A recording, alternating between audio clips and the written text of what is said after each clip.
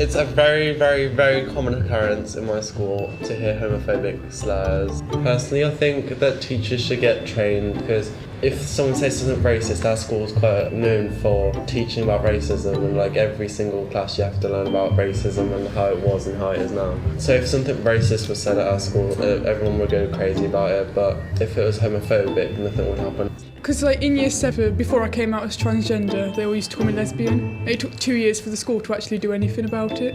My mum took me out of school for a week because it got so bad.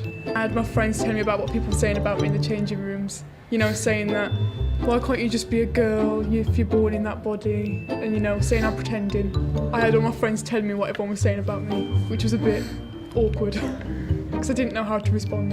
I don't understand how someone who would have been fine with me before I came out doesn't like me anymore just because I came out. I'm the same person, I'm not different. What I told one of my teachers, I was feeling a bit different, felt like I wanted to be a girl, we discussed it and stuff, and then I told my mum didn't really get it. I spent a lot of 2015 basically feeling like I wanted to be run over by a car. I didn't do anything, I just had a lot of suicidal thoughts, and that was mainly, I think, because I was desperately trying to shove myself back into the closet.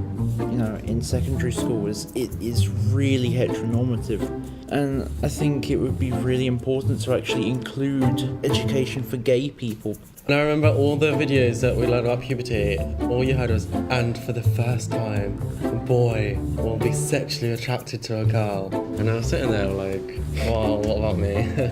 So I pretty much quit school because my anxiety was too much. I wouldn't go outdoors or anything.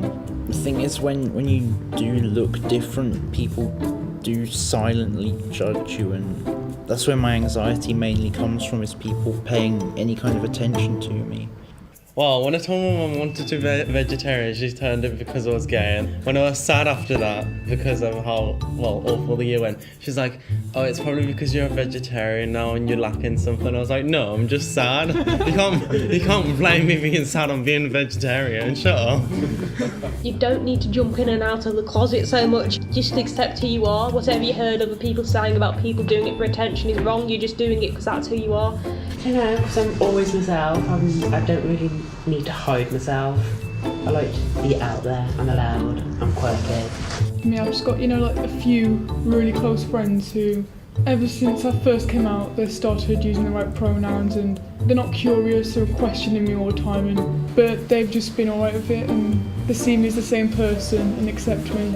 I was basically on this search for, you know, this perfect label that described everything about myself, and I just realised, you know what, I'm just me.